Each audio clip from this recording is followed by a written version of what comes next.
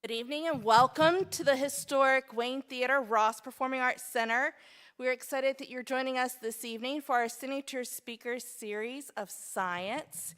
And coming up at the Wayne Theater, we will have 2 weeks of live productions here of the musical Scrooge.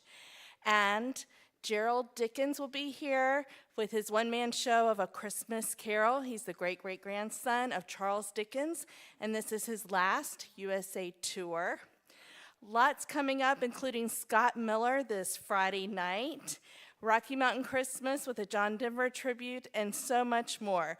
We want to hear what you want to see live on stage or on film as we continue programming and entering our 10th and 100th anniversary.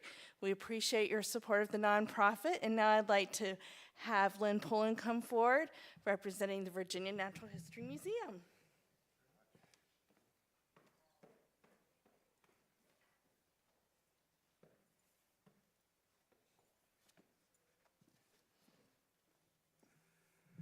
Thank you, Tracy, and welcome everybody here on a cold Veterans Day night. We have a special presentation to start the night on this really special day. So, ladies and gentlemen, please rise for the presentation of the colors of the United States of America.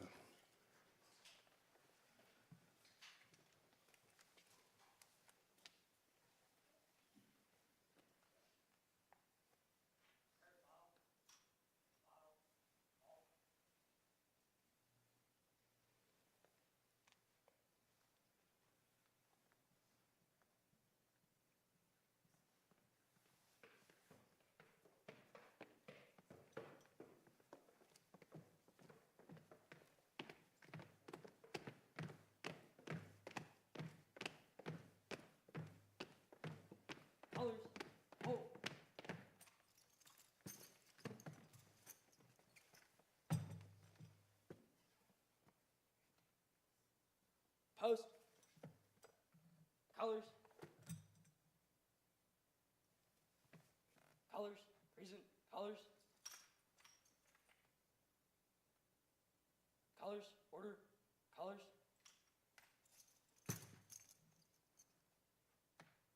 Ready. Face. Forward.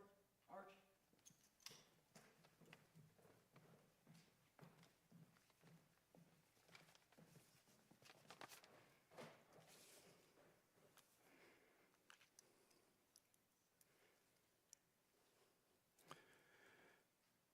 Thank you, Fishburne Military School Honor Guard, for presenting the colors.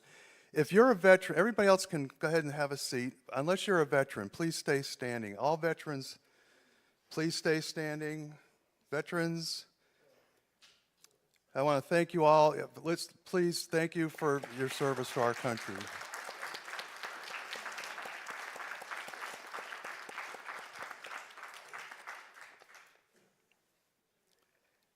So before we get started, I want to give a quick update on the status of the Virginia Museum of Natural History project here in Waynesboro. I know you hear about that every week or every month when we have these programs. So as you know, we have a new governor in place. We had asked for our project to get added to the capital fund in Governor Youngkin's budget this year. We won't know if he included us in that budget until probably middle of December when that budget gets released. We're hopeful that we will do that. The design has been approved by the Department of Building and Engineering at the State House. It's an approved project. The numbers are good. The General Assembly's accepted it. So at this point, we're waiting to be approved to get into what's called the Capital Building Fund, which is when they actually release the money to actually build the building. Again, we won't know if we're in the budget until probably middle of December. If he did not include us in the budget, then we're going to petition the new governor and our General Assembly to include us there. We'll ask for, obviously letters of support are always very helpful, and we'll ask for those. But in the meantime, if you're interested in just showing your support, a good place to write that letter would be to our local state representatives. Back in the lobby on the table, there's a sheet of paper that's got the representatives, both the House of Delegates and the state senators that represent our local 4 regions: Albemarle County, Waynesboro, Augusta, Rockingham, Rockbridge, and down in the southern part of Nelson and Wintergreen. So if you're interested and motivated, a simple letter to these legislatures saying we're asking you to support moving this project into the capital fund, that really would help us and move this project along. I will say that the letters that were written over the summer to our Secretary of Education and the governor has really gotten a lot of attention. They made note of that and actually informed the museum that they were getting a lot of support, and that makes a huge difference. So please continue to support us. Hopefully, when you come back in January, we'll have some really good news. As far as programming goes for January, we're off in December. The holidays are, we don't do a science talk in December, but in January, there'll be the premiere of the Chessie's Big Adventure. It's a new film that catalogs or really chronicles the trip of our watershed out to the Chesapeake Bay. It's a pretty cool project that the South River Water Coalition has put together. So that'll be the science topic for January. So you really don't want to miss that. This will be the great world premiere for it. So you want to be here. There'll be a red carpet out front, the whole 9 yards. All right, enough of that. So let's talk about tonight's talk. I first met John Ross about 20 years ago. At that time, he was the chair of the State Council of Trout Unlimited, and he came to Waynesboro to attend the Virginia Fly Fishing Festival in that capacity. And he told me he was very impressed with the collaboration between local businesses, local government, and conservation agencies. He was so impressed that he scheduled the annual statewide Trout Unlimited President's Meeting each year in Waynesboro, coinciding with the festival. That effort, that annual effort in these meetings, spawned the Center for Cold Waters Restoration. John was a founding member of that board. The Center for Cold Waters Restoration spawned the idea of a Blue Ridge Interpretive Center. And because of John Ross, the Center for Cold Waters Restoration engaged the Virginia Museum of Natural History, which today is one step away from actually being a reality here in Waynesboro. There's been a lot of people in the community and outside the community who have committed thousands and thousands of hours and effort to make this project a reality. But I can honestly say, having been involved in this day one, that if it were not for John Ross, it may not have actually happened at all. So John's got a lot to do with where we are today and the project we're talking about. I have to admit, today it was the first time I ever read John's bio on his website, www.rosswrites.com. I'm not going to go ahead and recite what's on that what I read. You can go to rosswrites.com. That's ROSSRITES.com, and you can read it for yourself.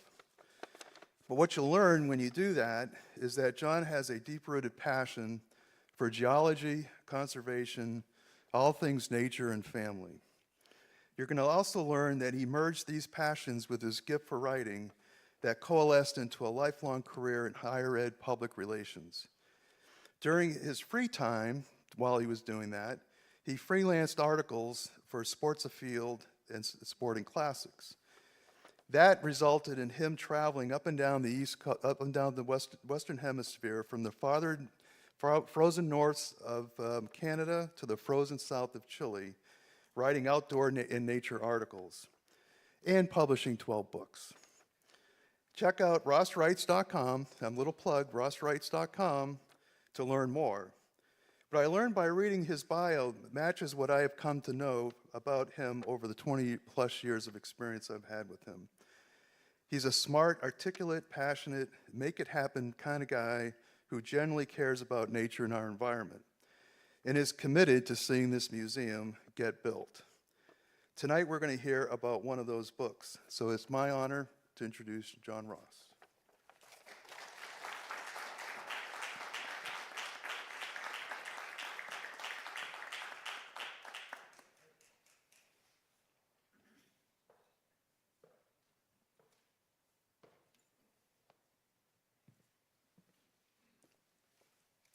Well, thank you all for coming this evening, and thanks, Len, for that totally undeserved introduction. In the audience is another one of the gang that got this project started, a couple of people, Jenna Conzer and Irby Nash. And without community spirit and the way the people of Waynesboro came together, the museum project never would have happened. It's an absolute marvelous miracle. And we're going to do whatever we can to make sure that it gets started. So thanks again for having me this evening. Let me see if the hardware works. Good, all right. So it's really fitting that today on Veterans Day, we salute the weather warriors. These are the men and women who are completely unsung, but who are absolutely essential for the success of our military operations. There is a current group with a military operations specialty of meteorologists that are assigned to most tactical commands, no matter where their commands are located. They're known as the Gray Berets, and they're responsible for providing those local forecasts, interpreting the local situation so that helicopters can fly appropriately, drones are launched, same to a less degree with artillery. Without them, our military would not have the success that it has. So for them, I would appreciate it if you all would give a round of applause.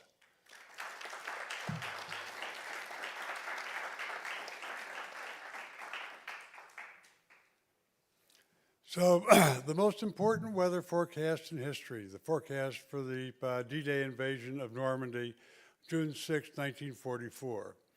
So the backstory to this book is my dad was an Army Air Corps pilot during World War II, and so I was raised on a steady diet of World War II history. Some of you may recognize the name Cornelius Ryan. He wrote The Longest Day. It was almost as if he was a member of our family.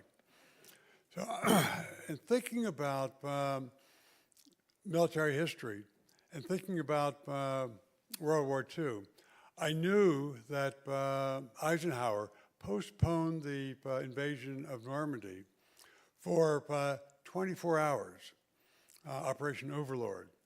And he postponed it because of the weather. So given the state of weather forecasting in the 1940s, the question was simply, how in the heck did he know? And we're going to explore that a little bit. So I said, it is the most important weather forecast in history. The invasion beaches, whoops.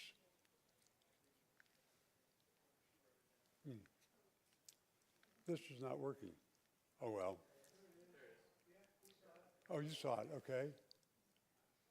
I can't see it. All right, well, anyway, you can see where Normandy is.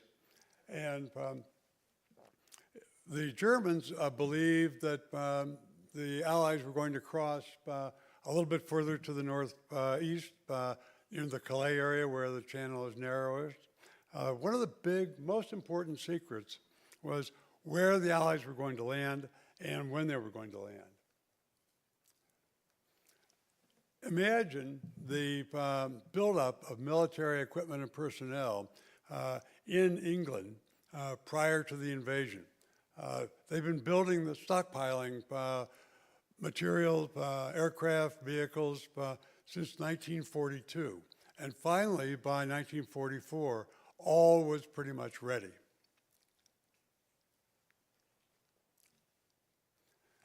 The Operation Neptune, which was a naval operation part of Overlord, D-Day, had very specific requirements for the invasion.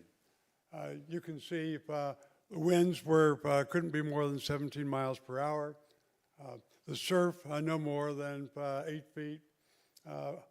unbroken cloud, 11,000 feet, 50% cloud at 5,000 feet, low tide, moderate moon, and dawn. And so finding a combination of all those factors in one day was a tremendous feat for the D-Day weather warriors. And though the invasion was successful, conditions were excruciating.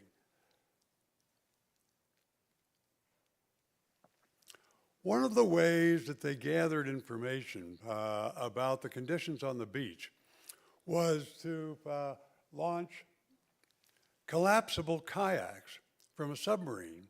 And the people paddling the kayaks were actually, you ready for the geologic term? Unconsolidated sediment specialists. In other words, they knew a lot about sand.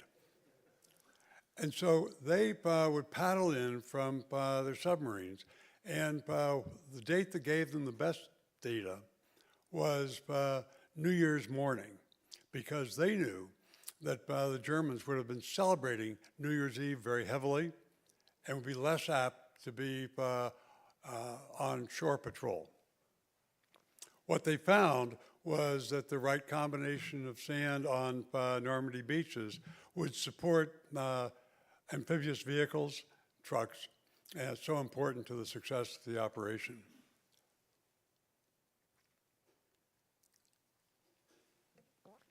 So these are the gentlemen with Eisenhower in the center, who were the supreme commanders of the Allied forces in Europe. They were the ones that had to make the pivotal decision, and the guy sitting in the center of the table, Eisenhower, it all fell on his shoulders.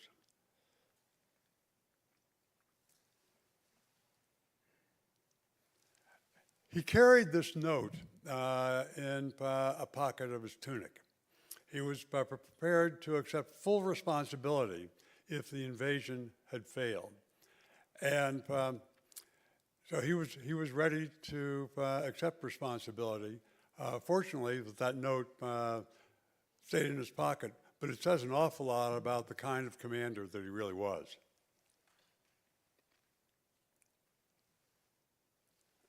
So what would have happened if the invasion had failed?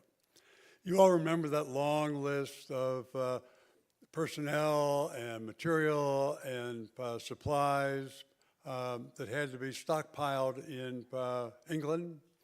It would have taken at least a year to restore all of those resources in preparation for another attempt to breach the Germans' Atlantic Wall in northern France. The other thing that was going on at the time is that Churchill and the Brits were lobbying heavily for an invasion of southwest or southern France through Marseille. But Eisenhower had come to trust his weatherman. His weatherman is James Martin Stagg. And if ever there was an individual that was appropriately fit for his job, it's Stagg. Now, Stagg was, he was born in a converted stable in Edinburgh.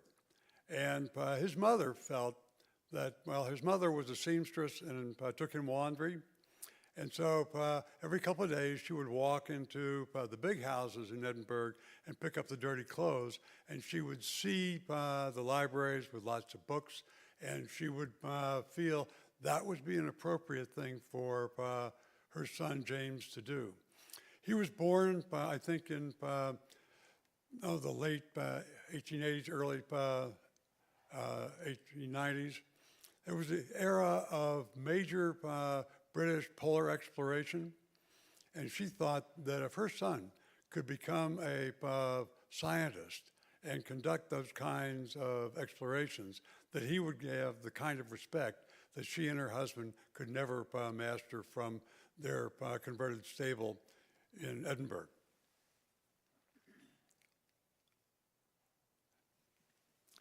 Stagg's job was really challenging.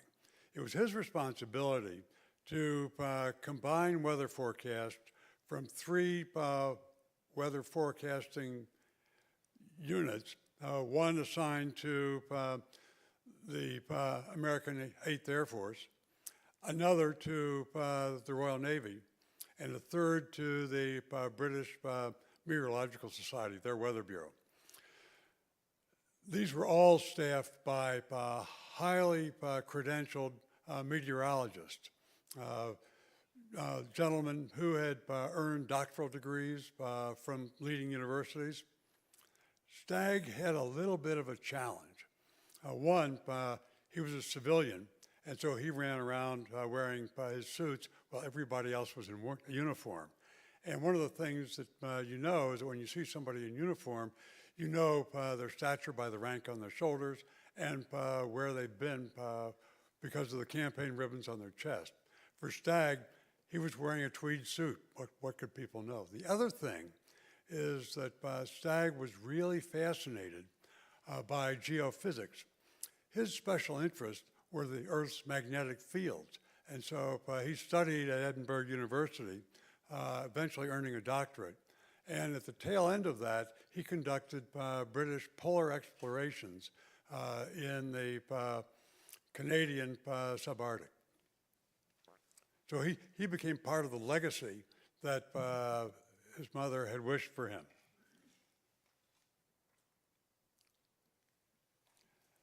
This is a map of the SHAEF's pre-D-Day headquarters. And Eisenhower's office was up the hall from Stagg's.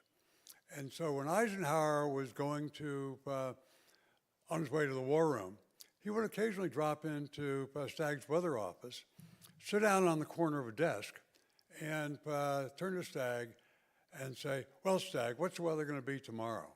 It was that kind of friendly conversation that Eisenhower might have had with his barber in Abilene, Kansas. So, but what Eisenhower was doing was taking steely measure of his chief weatherman. And he got to know Stagg and found that Stagg was absolutely no nonsense. He had no interest in military promotion. He had no thoughts of any political ambitions after the war. All he wanted to do was get the science right for the invasion. That didn't go down all that well with some of the meteorologists in the U.S. Army Air Corps team. Irving P. Crick was a trained meteorologist. He had graduated from Caltech. And one of the things, he was a disc jockey back in the 1930s. And his brother told him that instead of spending his time in radio, he really ought to get involved with weather forecasting because he could make gobs of money telling the film industry when it would be okay to shoot their cowboy scenes. The other thing about Crick was that he believed in forecasting called analog forecasting. So you take today's weather readings, you look at the weather maps for the last 80 years. They had all been categorized on an early version of the IBM computer. And Crick would go back to find a date in history where the readings were very similar to today's. He then believed that weather followed general patterns. And so the weather that followed that day in history would surely be similar to the weather tomorrow. The U.S. military had vetted that program up and down and found it to be pure malarkey. Another member of Stagg's team was C.K.M. Douglas. He was a long-time member of the British Met Office, and he had developed an encyclopedic weather, or an encyclopedic memory of the weather over the English Channel. And so he knew local conditions better than anybody else, and Stagg came to really rely on him.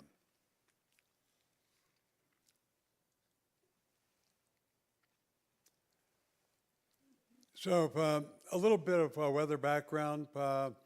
Air masses behave just like water. They have, for those of you who majored in physics, they have similar fluid dynamics. And so air flows from high pressure area to cold pressure area, just like water going downstream. The Met Office in England had developed they had to rely on the emerging science of atmospheric physics, where the Weather Bureau in the United States didn't have to. The Weather Bureau in the United States was really able to use empirical data. So when a storm came down from Western Canada and across the Great Plains and then headed to the eastern coast, Americans could track the progress of that storm hour by hour because of the railroad telegraph systems. So we knew what was coming across our continent, where the British had very little way of finding out what kind of weather was coming across the North Atlantic.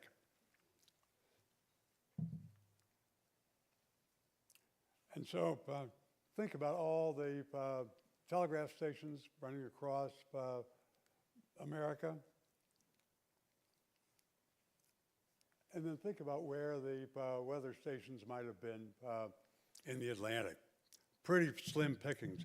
There were some in Iceland, some in Greenland, and some on some islands in northern Scotland.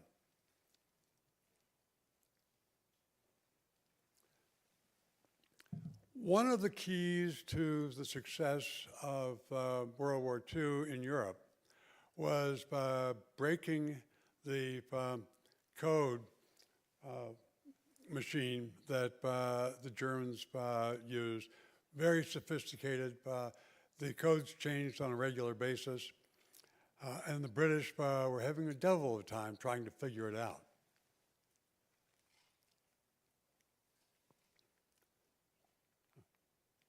Oops, let's go backwards. There we go. So a British cutter came across a German weather ship and disabled it, and was able to steal one of the code machines from the ship. Back in the 1930s, the British meteorologists, Irish meteorologists, German, French, Belgian meteorologists, all were part of the International Meteorological Organization. And they had spent most of the decade trying to figure out how weather affected their countries. And so they had developed a 9-part code to broadcast weather readings.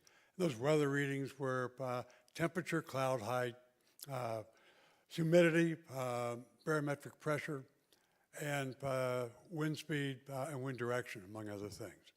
And so that information was broadcast in a set of coded messages, 9 of them per transmission.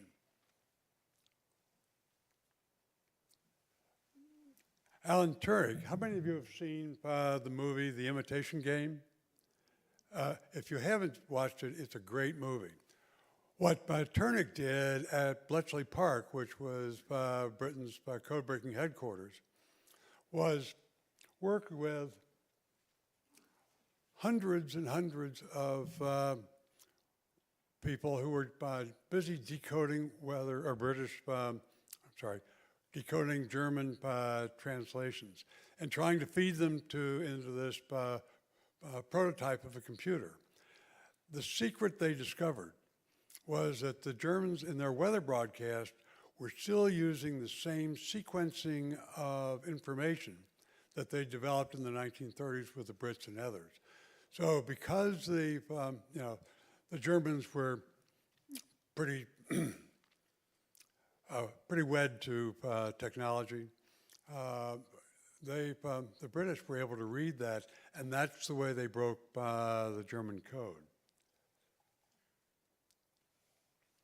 So we know that around the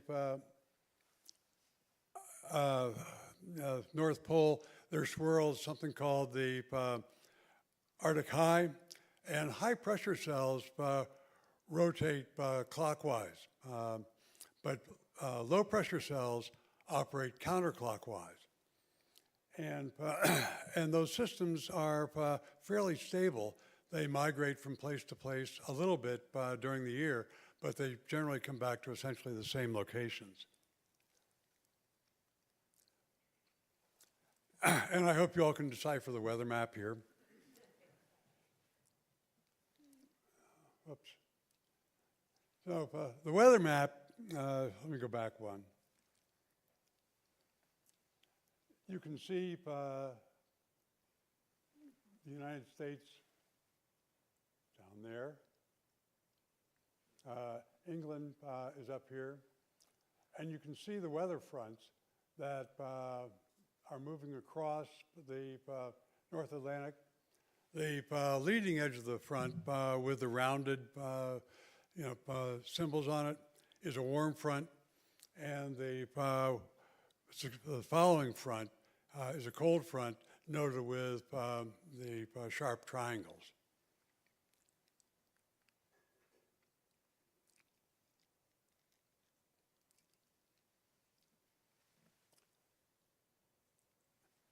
And on June 3, this is the weather map that showed what was the weather that was going on that day.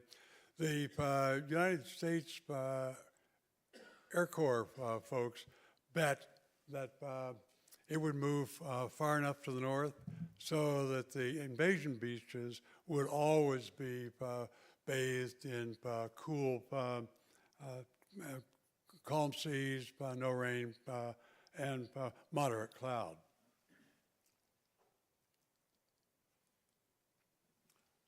Moving on to the 4th of June, you can see here a frontal system that is moving in this direction towards the invasion beaches. Now again, this broad expanse of ocean where there were few weather reading assets available.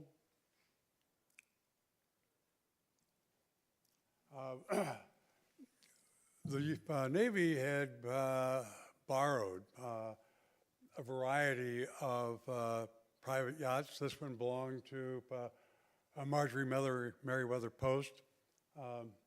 Its name was the E.F. Hutton. And they used these ships as weather ships. Now, think about the North Atlantic, 1943, 1944. German U-boats really were ruling the seas. And so you're captain of a weather boat. And what's your responsibility? To stay in essentially the same spot and broadcast the weather from that spot day in and day out every 3 to 6 hours. So talk about being a sitting duck.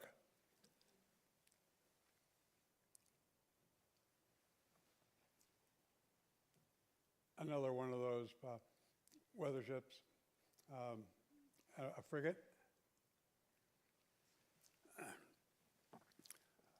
Another instrument that the Allies had were weather aircraft. This is I think it's a B-17, and it is, they would fly sorties out over the North Atlantic, 600 to 800 miles out over the Atlantic, and then 600 to 800 miles back. And they flew solo. So can you imagine concern among the crew if something happened and they had to ditch?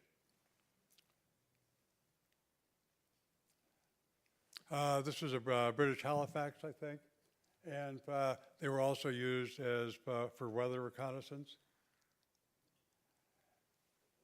And this is a Dornier bomber, light bomber. It was also used for weather reconnaissance. And so keep in mind that the meteorologists on board some of these German weather recce aircraft and Allied weather recce aircraft knew each other from the 1930s when they were working together to figure out how to transmit weather data. And so occasionally they would fly side by side. And there was some comfort in that because the crews of each knew that if their plane went down, the crew in the other aircraft would radio the location of the crash in the hopes that their allies, in other words, German aircraft, makes a broadcast. They hope that a German submarine or a German surface ship would come and pick them up and capture the meteorologist. But being captured was preferable to the other alternative. Now, some of you may remember that during World War II, Ireland was neutral. And it didn't side with the Allies, and of course it didn't side with the Germans. So when this particular weather aircraft had mechanical difficulties and had to make a forced landing, it came down in Ireland. Well, the Irish government certainly couldn't allow that aircraft to take off and fly home. So what they did instead was allow it to be disassembled and taken chunk by chunk across the border into Northern Ireland, where it was put back together again, and they could fly it home. I mean, there are lots of ways to get around the mulberry bush.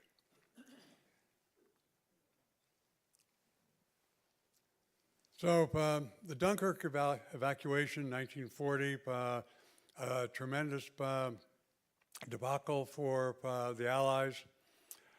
But in many ways, it was one of the keys to the success of D-Day. The German troops overran Belgium. A couple of Belgian meteorologists decided they were going to escape to England. And so they got in a sea canoe, and they were convinced they could paddle all the way from Antwerp, the mouth of the river, to England. Fortunately, they encountered one of the ships evacuating soldiers from Dunkirk and were taken aboard. And so when they got to England, they took refresher courses in English weather techniques, and they also earned their parachute badges. They jumped back into Belgium. Actually, they landed in France, and so they worked their way from safe house to back into Belgium, where using facilities with the underground, they were able to broadcast occasional weather reports from behind German lines. Think of the dangers and think of the spunk of these two meteorologists who went to that extreme to get back to ply their craft in saving their countries.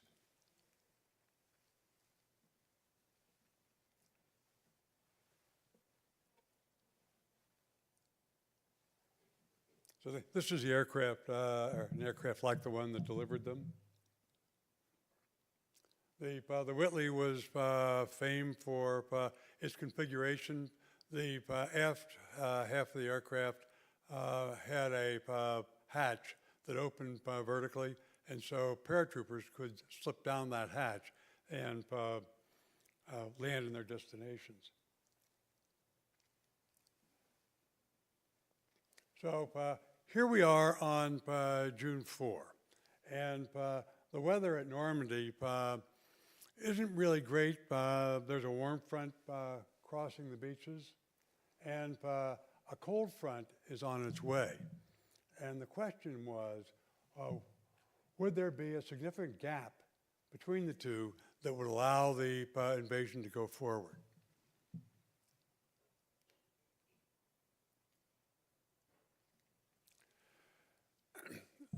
thinking about unsung heroes.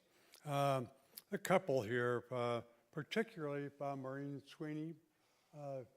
She was the clerk in the post office on Blacksod Point, which is the furthest northwest point in the Republic of Ireland. It was her responsibility to read the,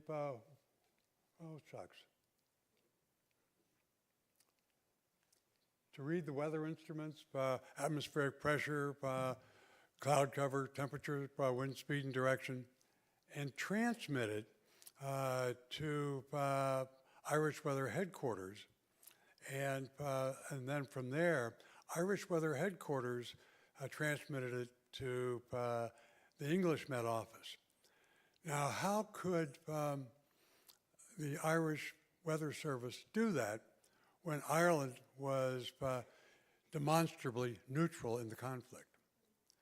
Turned out there was a secret agreement that between Ireland and England that allowed both sides to exchange weather information. One of the reasons why that agreement existed, was because the British meteorologist and the Irish meteorologist had been working together for decades. They knew each other, they respected each other's mastery of weather forecasting, and so the weather forecasts from Ireland were an absolutely essential component of planning for D-Day. As I mentioned, the weather office was located in the post office. Oh, damn it.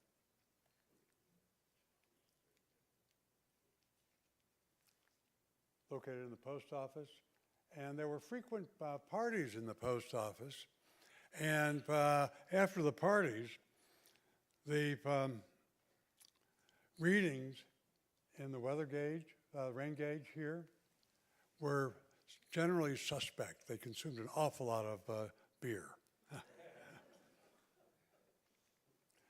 I was very fortunate when I was researching this book. I was able to interview Maureen Sweeney, and she was able to give me the full description of how that weather station operated.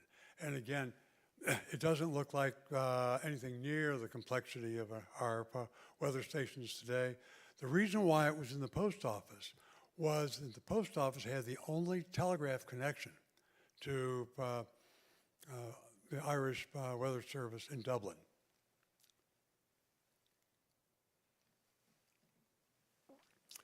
Eisenhower, on the days before D-Day, his headquarters had moved to Southwick House, which is in the moors above Portsmouth, the big naval harbor. And every day they met and had briefings on the weather and surf and swell conditions.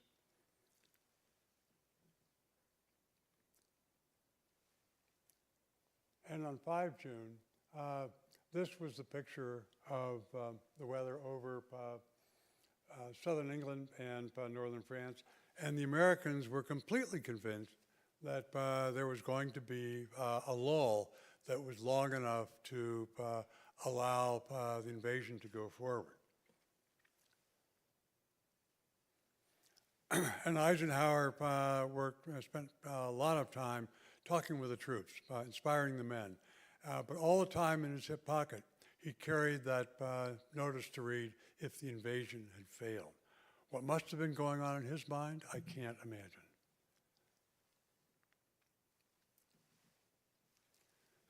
Attached to Ike's Advanced Headquarters at Southwick House was a Nissen hut, which was the weather office. And in the weather office, meteorologists like Gene Farron and were plotting weather data on maps. And it was then those maps would be shared with the senior command. When I interviewed her for the book, she told me about the evening when D-Day had been launched. And she and her husband-to-be another weather map maker. Let me digress for a second.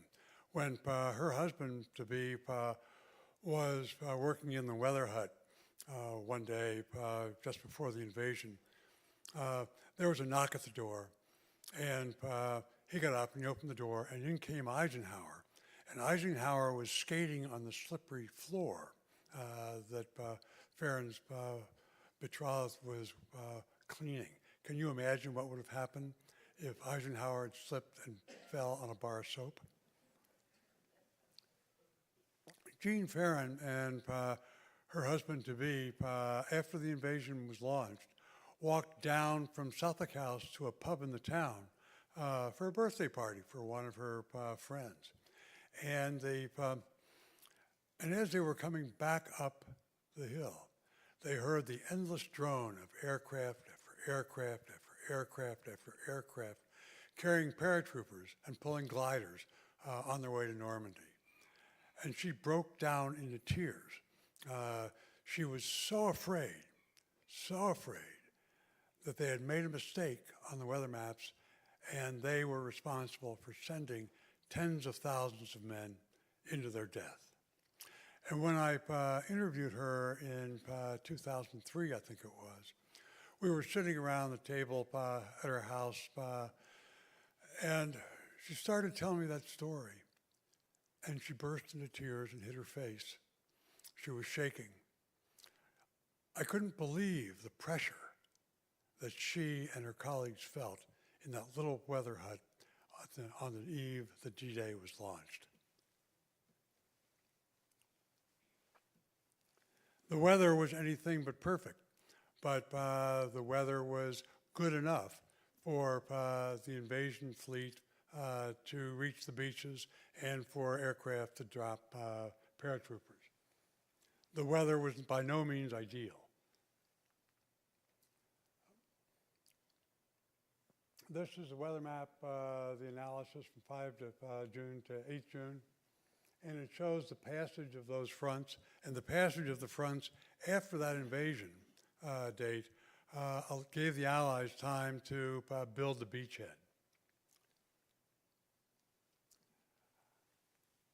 But the next suitable date of a tide and moon and sun was 2 weeks later, June 16 to 18.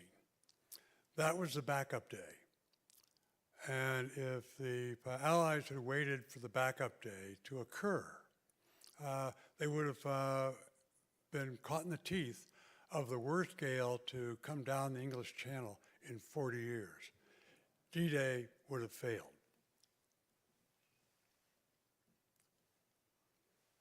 And so Eisenhower's quote, he thanks the gods of war that he went when they did. So I want to backtrack for a moment. The weather crew, the meteorologists, were typically very low rank. Many of them were civilians. As I mentioned, that STAG had a tendency to appear wearing a suit and tie when everybody else was in uniform. They were really the unsung heroes. And when I was doing this research, I was really fortunate to be able to connect with many of the forecasters who were still alive and to get their stories, their inside perspective. For example, Stagg was known throughout by the Allied High Command as a nasty person, always to the point where weather was concerned and not interested in any conversation about anything else.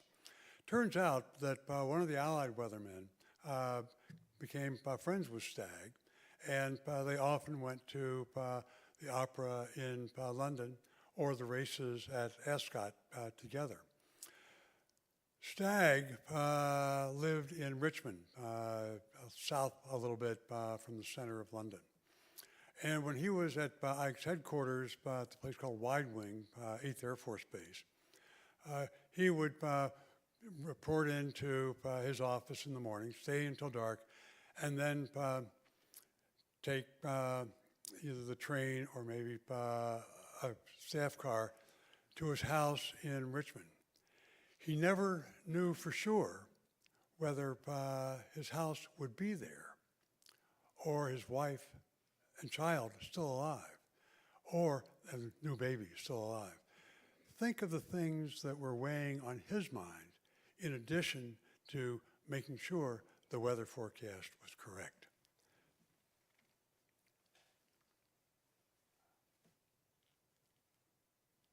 So questions? Could we dim this light a little bit?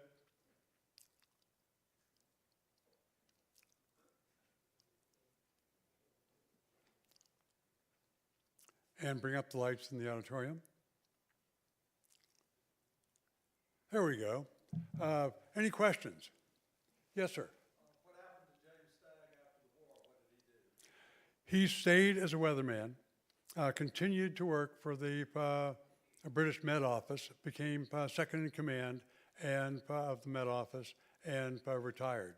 I was fortunate to be able to interview his widow, who is still living in the Dover area in England. Other questions? Yes. You know, I'm saying the boats that were borrowed to collect information. Do we know exactly how many borrowed yachts were used or lost? I think there is that information, and if you go to the U.S. Navy's pages on World War II, you'll find that information. What was the question? Oh, I'm sorry. The question was how many yachts were borrowed by the U.S. Navy during World War II? Other questions? Well, thank you all. Yes.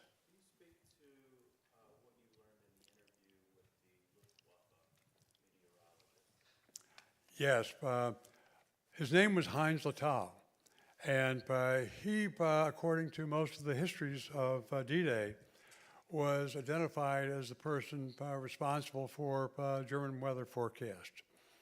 His role actually was as a meteorologist working with the German V program, trying to figure out ballistic weather. And so how the winds aloft would affect the trajectory of the V1 and V2 bombs. The thing that's interesting is that the German meteorologists, of course, were extremely competent, but the German High Command was extremely insular, and so the information didn't always make it from one command to the other. Other questions? Well, thank you all very much.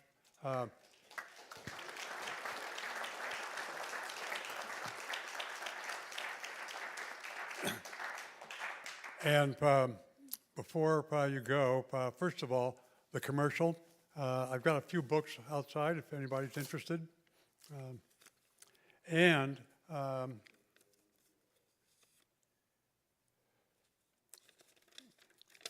Please rise for the retirement of the colors of the United States of America.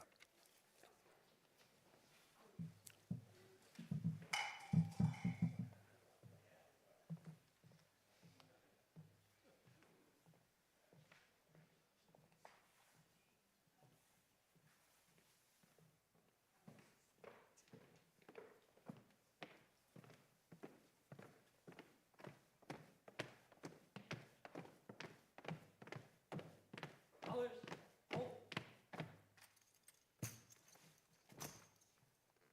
Colors, present, colors. Colors, order, colors. Retrieve. Colors.